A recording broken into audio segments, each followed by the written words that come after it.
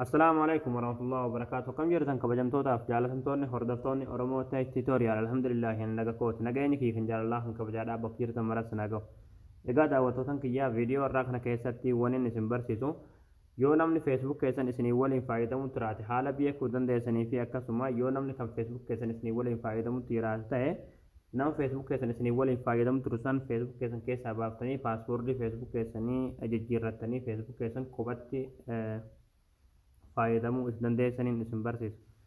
Egaa daawwattootan kiyya gama barumsaatiin darbuun duratti warroonni YouTube chanaala keenyaaf haaromsaa tan baga nagaa handuutan jechaa barumsa dabalataa argachuudhaaf chanaala keenya subscribe godhachuun dagatanadha. Yeroo subscribe gootan barumsi nuuf dabarsinu guyyaan nama dura akka isin bira gahuuf mallattoo notification kan kellee itti godhaadha achi booda all kajetura kaayyadhaadha.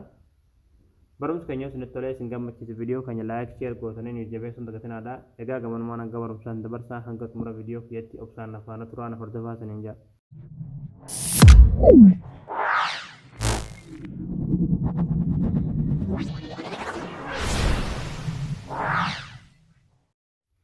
Hayyee daawwattootan kiyyaa Facebook keessan namni yoo isinii waliin fayyadamu tiraate haalli beekuu dandeessan Facebook keessan galtanii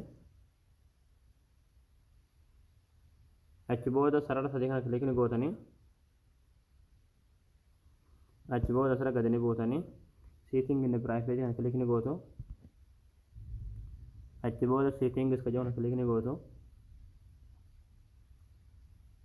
achi booda password and security ka jawana kilikni gootu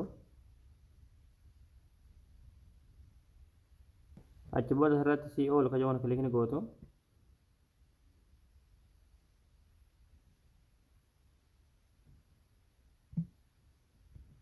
achi booda yoo namni Facebook keessa jiraate haala kanaan isiniif fide jechuudha. Yoo bilbila keessan malee kana keessa bilbilli biroodhaa jiraate jaayizini biraadhaa jechuudha isinii galee. Fakkeenyaaf bilbilli keessan Samsung yoo ta'e Samsung gosa maal akka ta'e inni beektu jechuudha. Kana keessa jaayizini jaayiza keessaniin wal fakkaatu yoo jiraate waliin fakkaanne yoo jiraate namni Facebook keessan keessa jira jechuudha. Namni isin waliin fayyadamu tiraate jechuudha jira jechuudha. Yoo garuu jaayizni asirra jiru jaayiza bilbila keessanii qofaa yoo taate yookiin bilbila keessan qofaa maqaa bilbila keessanii qofaa yoo taate namni isin waliin fayyadamutti hin jiru jechuudha. Isin galee yoo immoo shakkitan jechuudha as jalatti jechuudha log out of all session fayyadamu jira irratti kilikni gootu.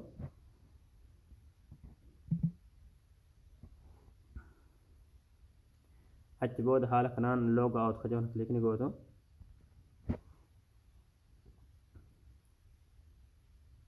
Achi booda haala kanaan hundumaa keessa baaftanii jirtan jechuudha. Isin galee amma wanti tokkolleen keessa hin jiru jechuudha. Kana booda wanti gochuu qabdan asirratti as jalatti change password ka jedhu jira. Change password kan kilikni gootu. Yaani akka qalbiin takka isin taatuuf password keessan jijjiirrachuun barbaachisaa jechuudha. Isin galee achi booda asolitti jechuudha password kan duraadhaan ni barreessitanii ni guutu. Nama kiyyaa guutu. Achi booda haala kanaan asolitti password duraanii ni barreessitanii kan gadi kan lamaan irratti immoo password haarawaa kan amma irratti jijjiirrachuu barbaadan jechuudha. Password gosa tokko kan gadi lamaan irratti password gosa tokko kan wal fakkaatu barreessitanii achi booda save change ka jedhu kilikni gootanii achi booda stay login ka jedhu raatiin gootu achi booda continue kilikni gootu achi booda haala kanaan kalaas password keessanii jijjiirrattanii namni yoo Facebook keessan keessa jiraates keessaa bahee jira jechuudha.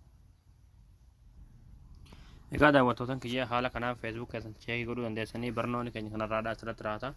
Barumsa dabalataa argachuudhaaf viidiyoo keenya like share gootanii jabeessuun dagatinaadaa barumsa birootti nagoolti deebinutti waan hordoftaniif galatooma.